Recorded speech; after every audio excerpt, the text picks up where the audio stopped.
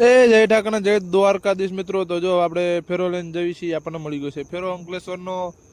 તો ચાલો આપણે યારે બન્યા રહેજો. તો આપણે ફેરો ભરવા પહોંચી જવાની તૈયારીમાં છીએ. તો ચાલો, જો આપણે ફેરો ભરવા આવી ગયા, ગાડી ભરવાનું ચાલુ કરી દીધું. આ એક જ માણસ છે, ગાડી ભરવાનું ચાલુ કરે છે અને ગાડી ભરી રહે એટલે પછી આપણે નીકળવાનું છે, જવાનું છે આપણે લોકલ ફેરો છે, પછી અહીંયાથી ભરવાનું અંકલેશ્વરનું.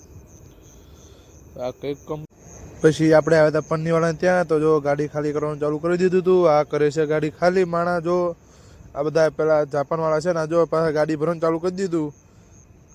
નેપાળિયા માણસ છે બધા. આપણે ભરીને જવાનું છે સીધું અંકલેશ્વર. તો આપણે હવે પગ હતા કોસંબા. આપણે અંકલેશ્વર જવા માટે આપણે નીકળી ગયા હતા. આ ટાઈપની આપણી ગાડી છે ને ચાલો. તો મિત્રો આપણે અંકલેશ્વરથી પાછા વળી ગયા, કેમ કે આપણે ત્યાં જઈને ગાડી લગાવીને આપણે હુઈ ગયા હતા, એટલે ક્યારે ખાલી થઈ ખબર રહી નહીં. તો પછી પાછા આપણે આવી ગયા આપણે સાઈડ ઉપર.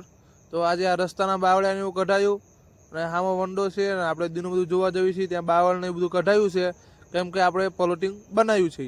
પછી આપણે અહીં ગયા અહીંથી ઘરે. હવે આપણે અહીંથી કરીશું બ્લોગ પૂરો. ચાલો, જય ઠાકર જય દ્વારકાધીશ. આપણે મળી આવતા બ્લોગમાં.